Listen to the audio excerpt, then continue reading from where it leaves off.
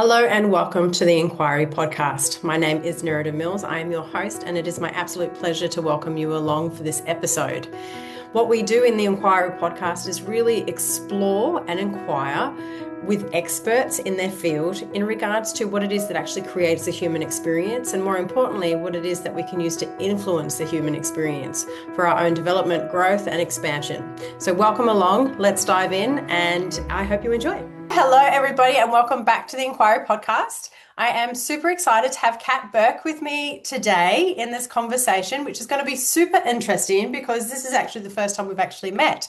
So, Kat, I would love for you to just take a couple of minutes, introduce yourself, let us all know what you're about, what you love, any other pieces of information that you think is relevant. Sure thing. Thank you for having me, and it's lovely to meet you. So my name's Kat or Katrina. I guess I'm a mentor. I'm an author. I say I guess it's because I didn't really ever intend to be doing this. My whole expectation throughout my earlier life was I'm going to be a wife and a mama, and then life sent me on all sorts of other missions first, and I eventually realized I needed to actually use all of it to help. And I found that I was quite good at it and people really enjoy it. So along the way, I've also written a few books that are quite salacious and spicy, but also really awakening to open the mind up to healing and growth. And yeah, I just spend a lot of my time bouncing between Indonesia, Australia, and New Zealand where my family are. And yeah, in a nutshell, that's Amazing. it. I love that. So tell us a little bit about the books that you've written, and because I'm literally in the process of publishing my first book at the moment. So I know, like especially that first one, it's kind of like, if you've only got one book to write, what would you write? You'd put it in that first one, right? And so what is the message or the themes that you've encapsulated in your books and why? Great question. So my first book, you said that just there, like what would you put everything in you? That would be the first one. And that was what I was always thinking. I had this book in mind that I'd kind of joked about writing.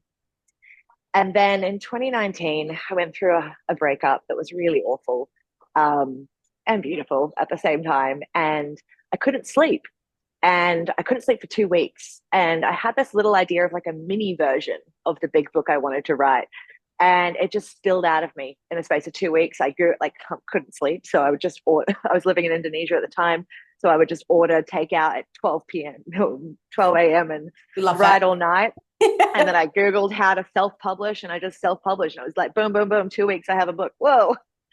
And that book was it was a compilation of, so it was inspired by. There's a book called The Invitation, which is a book built off a beautiful poem. So you guys can go check it out in your own time if you like. But I loved how she wrote stories from her life that were really real and raw. And then she incorporated poetry that explained those stories, and then also the lessons that came out of those stories. And so I took that structure, and that's what became my first book, Surf, Sex, and Self-Discovery. It's a really short little coffee table read. And it was real love stories from my journey, specifically relationship. There's a couple of other ones in there, obviously surfing. It's a different kind of love. But it was real stories of vulnerability and hurt and pain that I'd been through, just clippings of them, and then what I learned because of it. So Mm. I'm all about kind of turning that pain into purpose. And then the book that I always wanted to, well, I didn't want to write it. I just felt like I probably had to write it, Mm. was started as a joke. So I left a long-term relationship when I was 24. So in 2011, you can do the math. And I spent 10 years not being approached or asked on a date by anyone, for a number of reasons, but it was just really odd. And so the only interactions I had with men were usually ones that I would initiate. And there is one caveat. There was one friend who asked me out for coffee, but he asked me, was super, super drunk and really upset about someone else. So it was just the wrong. Yeah, yeah. It's the only time. And throughout that 10 years, it just went on and on. Like no matter what I did and where I went, it was just like what is this? And I made a joke to my friends. I was like, well, if I get to 10 years, I'll have to write a bloody book about all of these things that I've been through because of this, and all the things I've learned and all the hardships and horrible experiences I had, through me having to kind of go after it rather than standing and fully receiving. And so that book ended up being well, kind of my latest. It's called Sleeping with the Guru. And it's pretty spicy. It's pretty vulnerable and raw. There's a lot of sexy stories in there, and there's a lot of really deep stories in there, about 6 specific characters that I have loved deeply throughout my life, and then a few in between experiences, all of which helped me to learn who I really am and who I want to be, and really stand in that.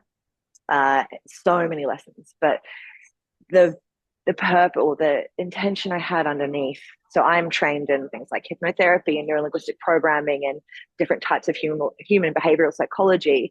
So I love the mind and I love the science, but I also love the spiritual.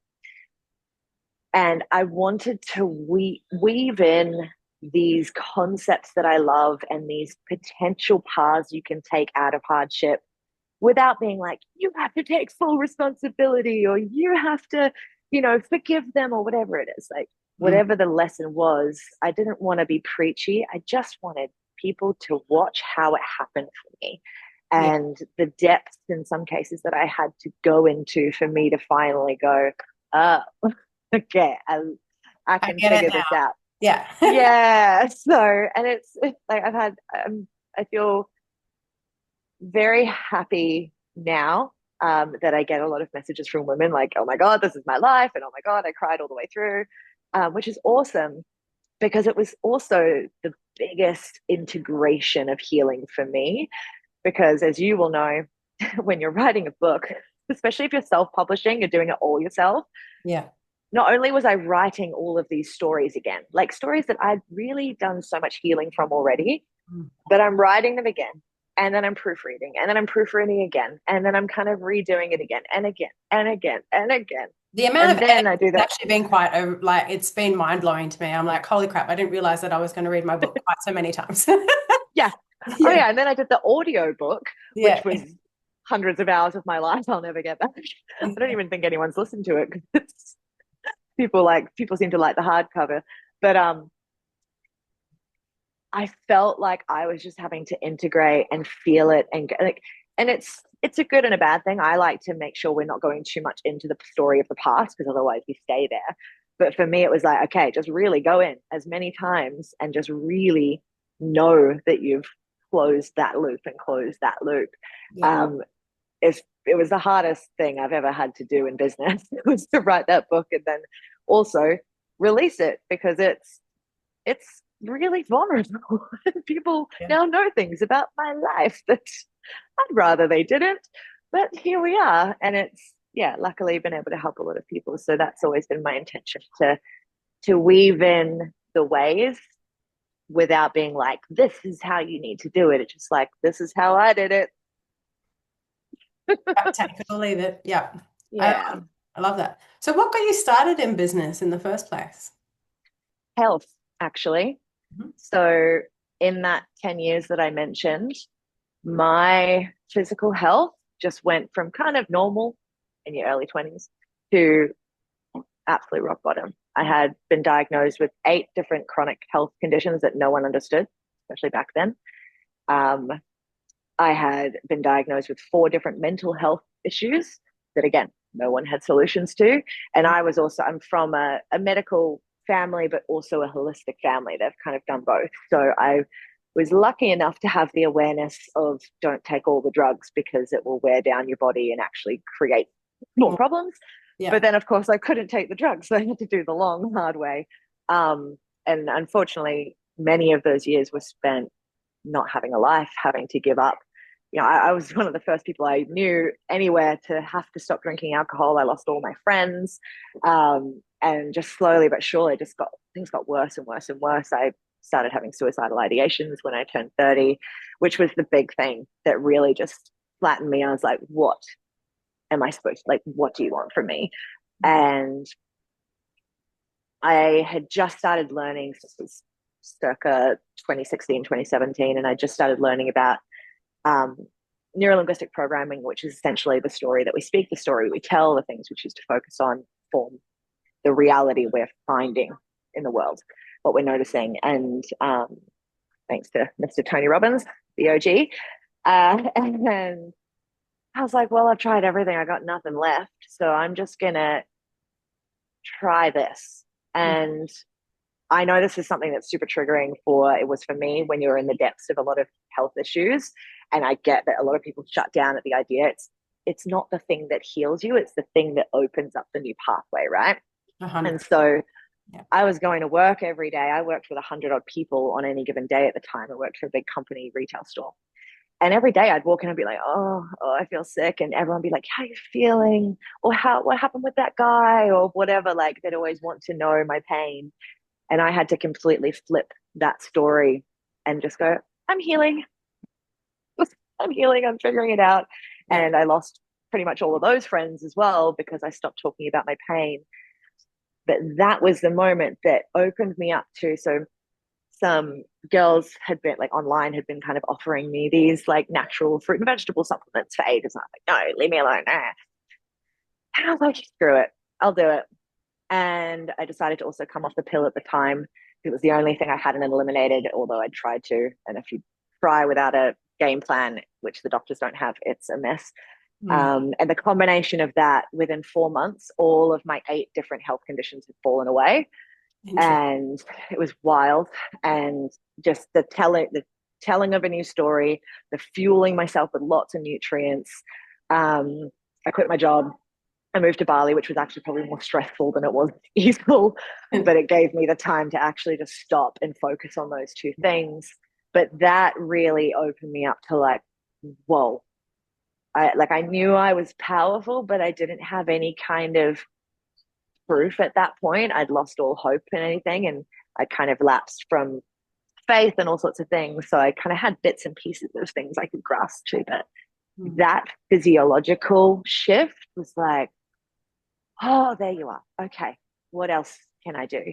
And so I actually partnered up with the brand of the product, and I was like, it was a network marketing structure. So, and they've been around for like 40 odd years. So they had a really great system, and we got like, I got years of free training with like the best, like Tony Robbins, the best in the business. Yeah. And so it was I am just such a big fan of network marketing. Like I know it gets such a bad rap, but particularly from the standpoint of if you've never been in business before, you have potentially other responsibilities as well, or other things going on where you can't take on like the full responsibility of the entire business structure and requirements. I think network marketing is such an incredible tool. So it's amazing. I actually I'm a fan. Yeah, I don't do it Yeah, now. I I have in the past. yeah, I had no idea that people didn't like it when I joined. It was kind of like the quitting of the alcohol. I was like, oh my God, guys, I found like, because you know, my friends at the time, You're all we were like, talking about, oh, yeah, like I was just, well, it was a funny story about my dad's reaction to it. But at the time, it was just like, we'd all been talking, me and my friends at the time, we're like, oh my God, how can we work for ourselves? It sucks having work. We never get to hang out. And I found this way, and everyone left me. Like, and not just that, like there were people trying to tear me down. You're scamming people and all this stuff. I'm like, huh? Yeah, it's So just an wild. invitation. Like it's literally, it's so interesting the way people like the relationship people have with sales.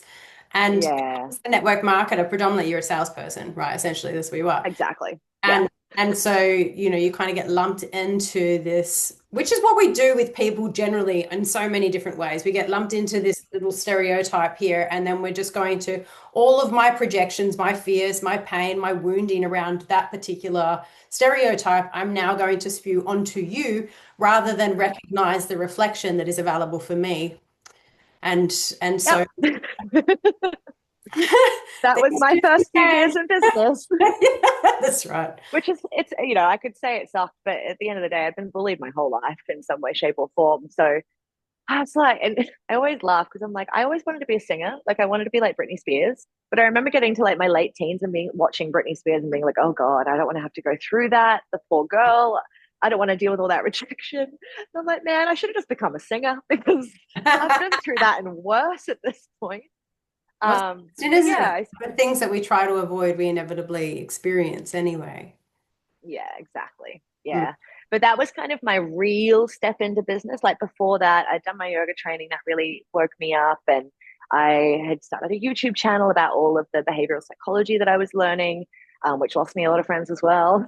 and, um, but that was the real step into like, oh, like this is what's possible, but this is also all the stuff you probably got to do Yeah. and to really lay those foundations. And that helped me to create a structure of what I would need to do because I knew I had absorbed, like, in all this time being single, essentially, for the most part, I could never do the whole sleeping around, drinking, partying because of my sickness. Like, there were odd occasions, let's be honest, Yeah, yeah. but We're I blown couldn't really out. do it. Like, my health would never let me get away with it. It was almost just like God was just like, nope. If you're going to do that, you're going to get sick for 2 months. So eventually I was like, okay, I've got to do something with all of this space and this time that I have that's not chasing after men or whatever. And so I'd learned so much about so much.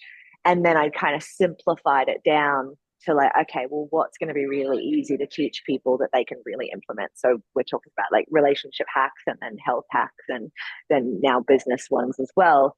Um, and so, yeah, when I resisted the coaching side of it for a really long time because there was some instabilities in me Mm. that I was not prepared to say I could help others because there were still things that were really rattling me, namely like still having not met a partner.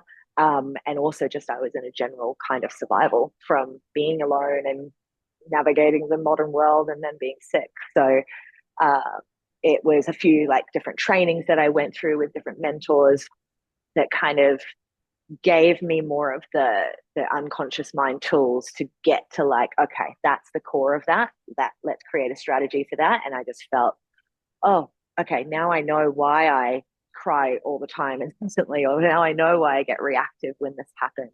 And I could bring that down to base and be solid in it. And then I was like, okay, now I'm ready to open the doors because I think the thing that a lot of people might not educate about when you step into leadership, coaching, healing, whatever, you're holding other people, the same with parenting.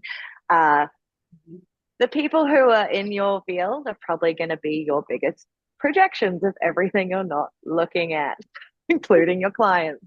Yeah. And so if you haven't at least got the tools to see like the root of your own reactions to things, then your clients are going to drive you insane. And that's why people are like, I want to find dream clients. And I'm like, yeah, of course you do. But you're also going to have clients who aren't dream clients, not because of who they are, but because of what they're bringing up in you.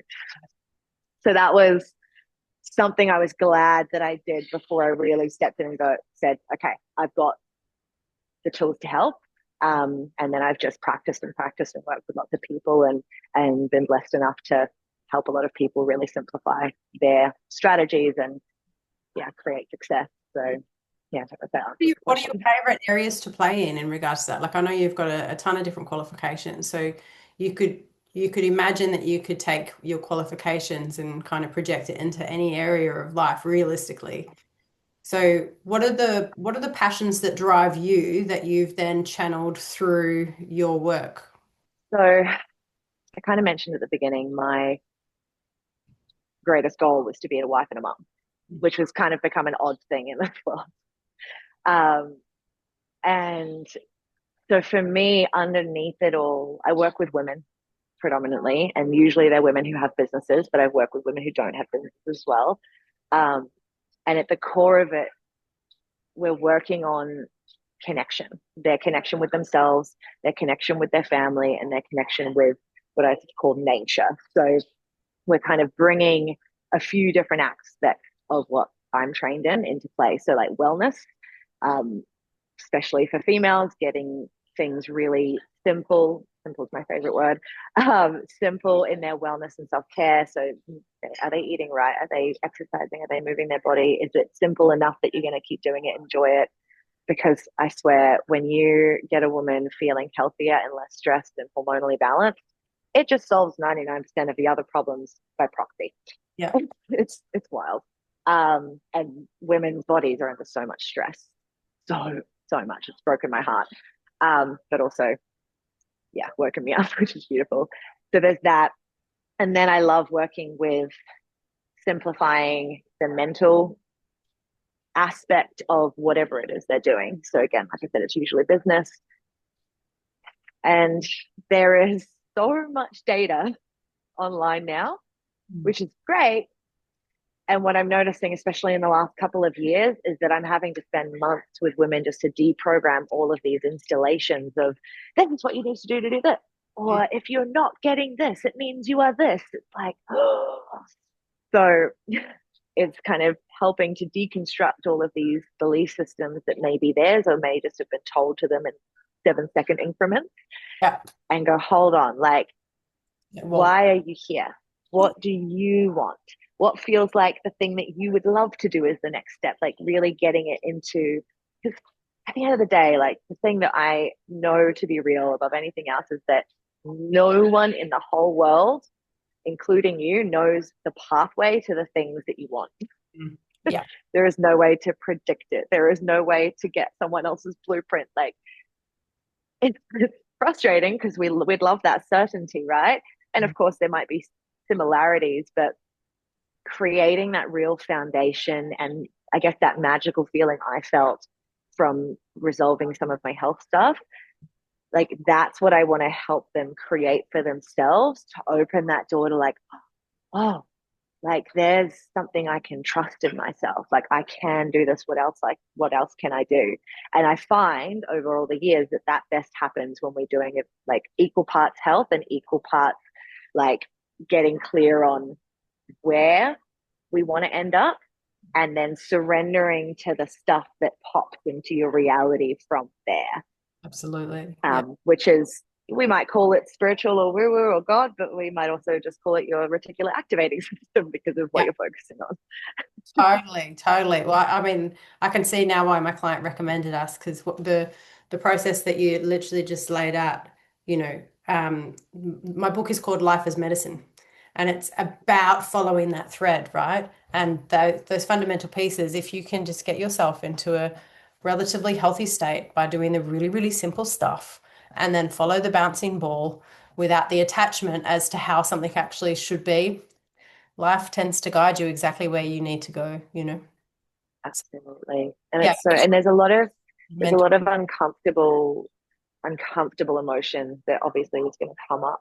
Maybe not obviously. I think a lot of people step into whatever the path towards the desire is and think it's going to be amazing. It's like, Yeah. usually No, it's actually going to get harder really first. Yeah. Yeah. Like whether it's a health journey or like a journey towards abundance or whatever label we're putting on it. Hopefully we're getting specific. It's like it'll probably get more uncomfortable before it gets amazing. But for me, I'm really passionate about reducing this fear of the negative emotions. Yeah. It's like, and fair enough, like most of us were raised by parents who went through the freaking war. And then they kind of all suppressed everything. And our parents just figured out how to raise kids with all of this suppressed stuff themselves and no tools. Like, and then, of course, there are horrible things that have happened for us that maybe shouldn't have happened. But being afraid of negative emotion or making it bad or wrong to feel it, I think it's such a sad thing that we've ended up as a society when really, and one of my favorite books is The Alchemist by Paulo Coelho, and alchemy is taking something and turning it into something else, taking something bad and turning it into something good, dark to light. And that's exactly what negative emotions are for. Like if you want to get rid of anger or sadness or fear or guilt or grief or any of this, you're not going to. It's just going to be pushed down and then it's going to leak out into areas of your life, like yelling at your kids or losing money or having a breakup. But when we can look at and feel negative emotions, like, oh, this is like guidance. This is power and energy. Like anger can become motivation. And there is a very big, and I wonder if you've experienced the same thing. The victim mentality has become really popular, and it's popular because we're being seen, we're being held, we're being validated, it feels safe to be seen for everything we've been through. However, when someone is validating and giving us attention for being in our negative emotion and our pain, we never fully feel it to have it turn into drive, to have it turn into motivation. And so that's something that I love. Like whenever clients come to me, they're like, oh, this bad thing happened. I'm like, yay, Hey. let's Yeah, feel yeah. it together. Yeah, exactly. Which Well, I is think beautiful as because well, they're like also it also, passing that on to their, sorry. I was just saying that they're also passing that on to their kids, and their kids are able to like feel negative emotion and then regulate 100%, it themselves, which is so cool. yeah.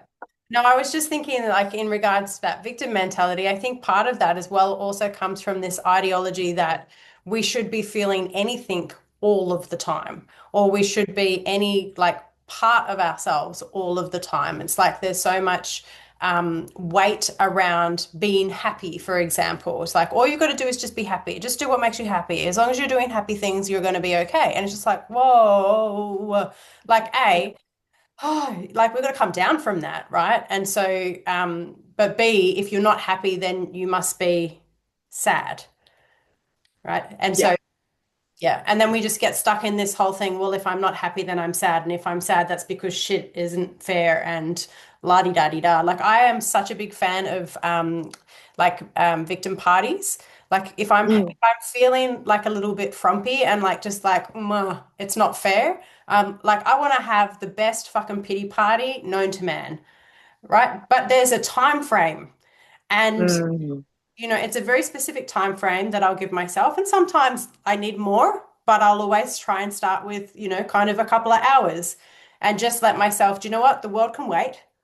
It's not going to end. I'm just going to sit and I'm going to feel the injustice of it all because Yeah. sometimes life is hard and that's okay. However, Yeah. we don't want to live there. Like, do not live in that space. Living in that space causes immense amount of pain. And Absolutely. then it I just, actually, I teach, I talk about blame a lot in my programs, and I teach a process I call the blame game. And it's based off of a Tony Robbins quote, where he says, if you're going to blame people for all of the good, all of the bad, you've got to blame them for all the good too. If you're going to, he says, blame elegantly, blame intelligently, blame effectively. And so I broke it into 3 steps. It's like when the bad things are happening, like give that space. But this is a really key thing, give it space in a safe space, because when we're going out and talking to any random person or mum, sister, brother, best friend, partner, even, or the internet, then we're kind of spreading it everywhere mm, so that it can, like I mentioned, I would always talk at work about how I was doing well, and they would always ask me every day. So it was keeping yeah. me in it, even if I'd moved past it. And so I say, have, therapist, coach, one person like your partner where you have an agreement to let it out with in that safe space.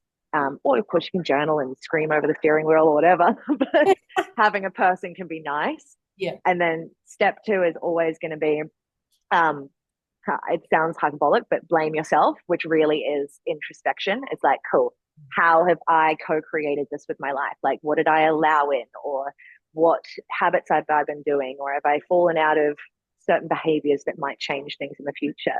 Really blame yourself, get introspective. And the third step is when we're doing that, we realize there's really nothing to blame, because if that hadn't happened, we wouldn't have gotten to the next thing. I love that. It's so interesting. It reminds me of like this whole dialogue around, you've got to forgive to be able to move forward.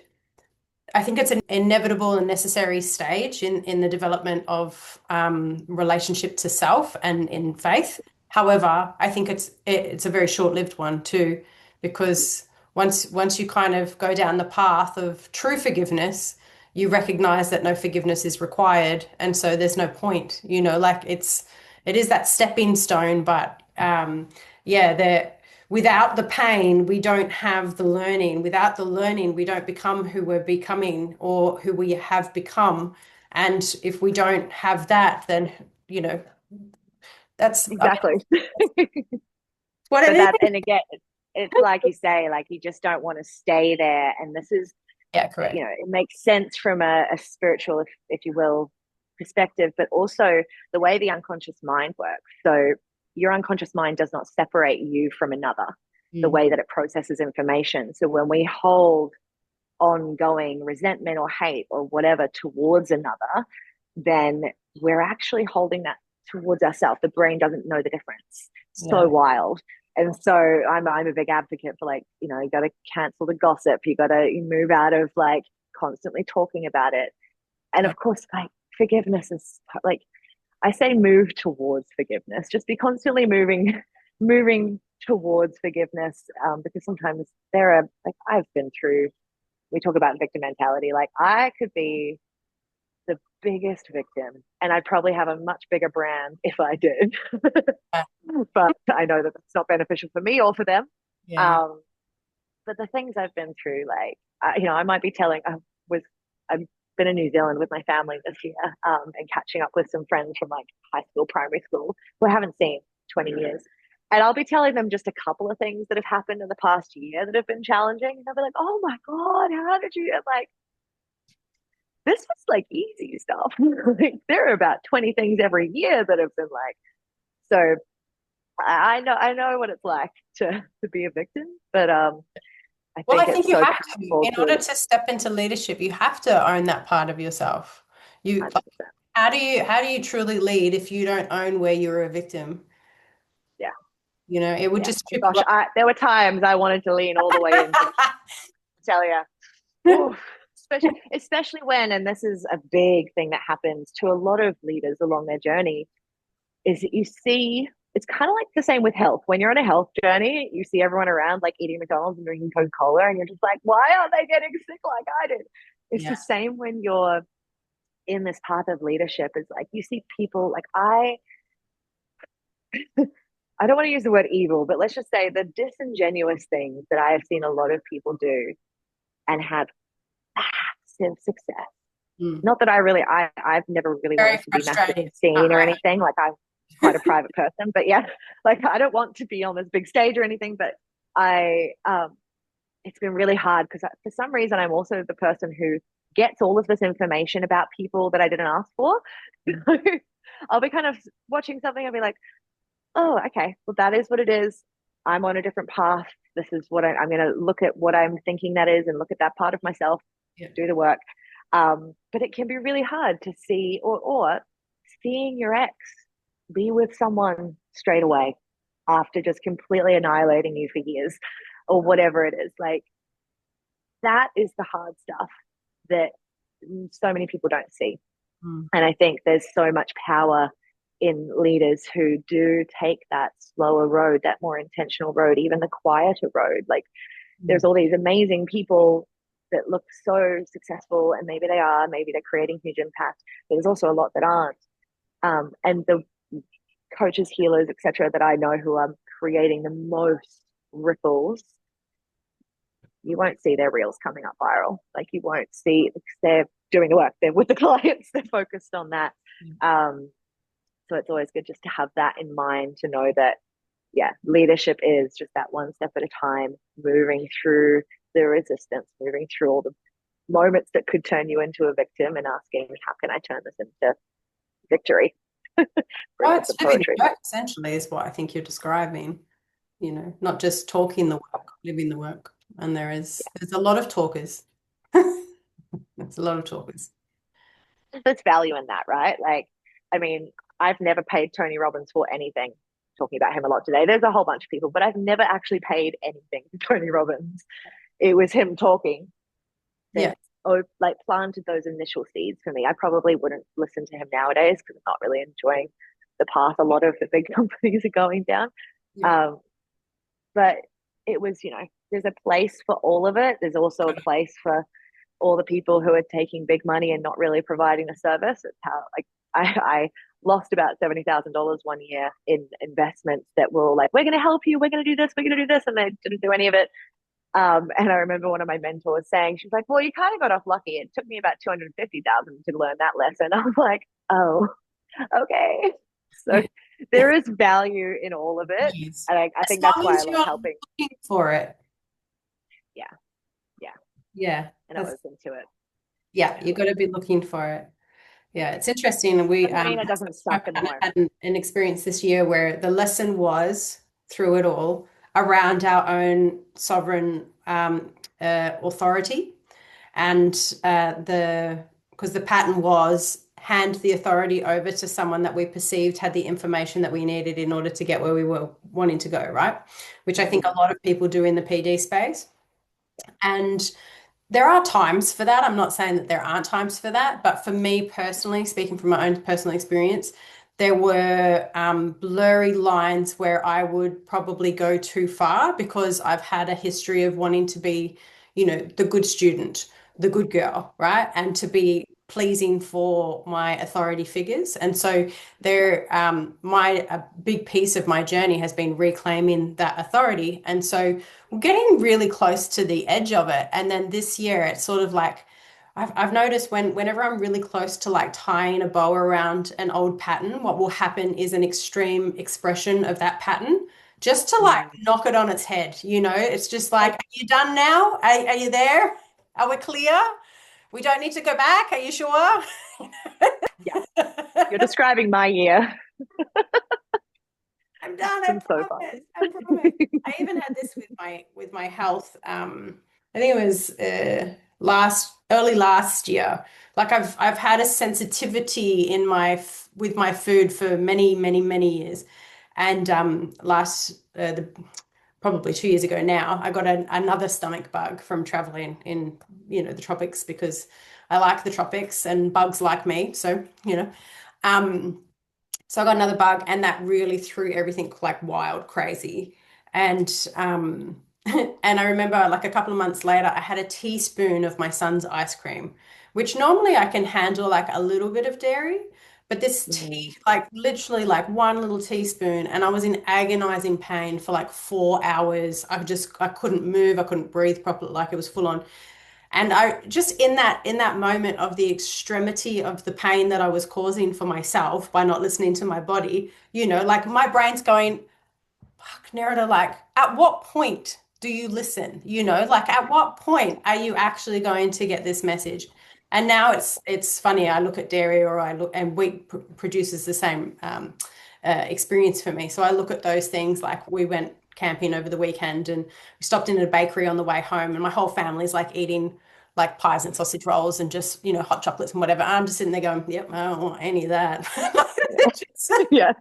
Zero desire, absolutely zero desire. But it takes that like last little knock on the head sometimes for us to get to that point of just, and I'm done. Yeah. I'm done. 100%. It's so Yeah. true. Yeah. And it's whether it's food or PD, it's like personal development, or name the thing that Yeah, seems that's like, oh right. my God, this makes me Toxic feel really relationship. good. Yeah. Yeah, toxic relation. Like name the area. Like there is a lot of shiny object syndrome just embedded in us because a lot of us are just in a version of survival because it's just like go go go, got to do the thing, but also got to learn and grow, but also got to build my business, but like, and in this overwhelm of all of these shiny objects that we're all moving towards to try and find the solution outside of us, I think we're really losing that connection with our own guidance that's always there, whether it's the physical body trying to talk to us, which I love. I love working with that connection, especially myself, but also just like the little things that are dropping into our life, not the other persons who we're going to for advice. It's like all of that is really great.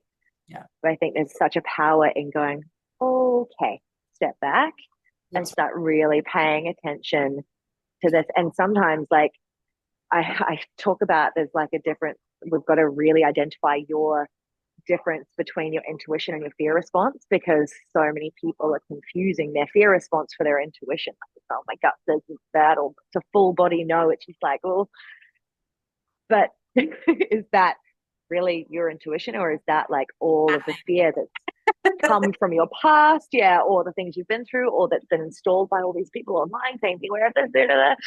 Like, hold on, like, but what about you? And we play a little like intuition game with my clients or like whatever task we're doing to go out and just play with like that instant response, that first thing that comes in, even if it's like, oh God. Or you start overthinking it for the next 20 minutes, going, yeah, but if I do that, but last time I did that, like, but what if you just went towards it? And every single decision that I've made throughout my path so far in business, it's usually been the things that have popped up, like, ooh, it's like, but instantly I've been like, oh, I should go towards that. And then everything's been like, oh, but you don't have the money. Blah, blah, blah, blah. It's like, but I felt that it can be very fast. And so many people miss it when you're unstable health wise, or you're in survival, you're absorbing too much data. So that's why it's like, how much can we minimize just to bring you back to you? You still have all that data. Your brain takes all of it on, whether you're aware of it or not. But if you're not, coming back to earth and really solidifying, what does that mean as me? Yeah. You're going to miss that kind of connection between intuition and fear. And a lot of the times people fall into that fear. Absolutely. I like to say, if you've got a fear response, that's okay. But do you also have intrigue, curiosity, right? If you've also got the intrigue and curiosity, then it's actually the intuition. Without the intrigue and curiosity, it's probably a no-go. But yeah, I love it. I love it. Well, yeah. Thank you so much. I would love to, if you had one message that you could really get through to everybody who's listening to this podcast whenever they're listening to it, what would it be? You're here for a reason. There is no way to know exactly what that is, but there is no mistake that you are here at this particular time in history with all this stuff going on, whatever that means for you. It's no mistake. So tune out the noise, come back to who you are, where you want to go, but also how can you serve along the way? Like, what is your purpose in service? Mm. I'm very passionate about. I kind of call it the infinity symbol of, on one end you've got self-care and on the other you've got service. And if every day you could just simplify it to like, how can I take care of myself? How can I serve the world? I love Like, that. just if everything is falling apart, just those two things, just keep coming back to that, because I think there's been a huge swing into self-care, which is great. Yeah. A lot of us women really needed that, and men, but I think in many cases we've gone a little bit too far. And so it's like, and how can I serve? How can this be about more than myself? And incorporate the two, which is really, that's the power of the feminine, the power of women, is we've got this incredible ability to serve when we incorporate it balanced with self-care. Unstoppable. Yeah, well, and it's beautiful and flowing like the feminine too, the way you're describing it. I really love. Yeah, amazing. Thank you so much, Kat. I really appreciate your time and you sharing with everybody today. How do people find you and what you're doing? How can they follow you? Yeah, sure. So it's so katrinaburke.com is where you'll find all my things. Katrina with Or it's people. Katrina with a K, yes. Burke with just a U, no O in there, but you'll find me.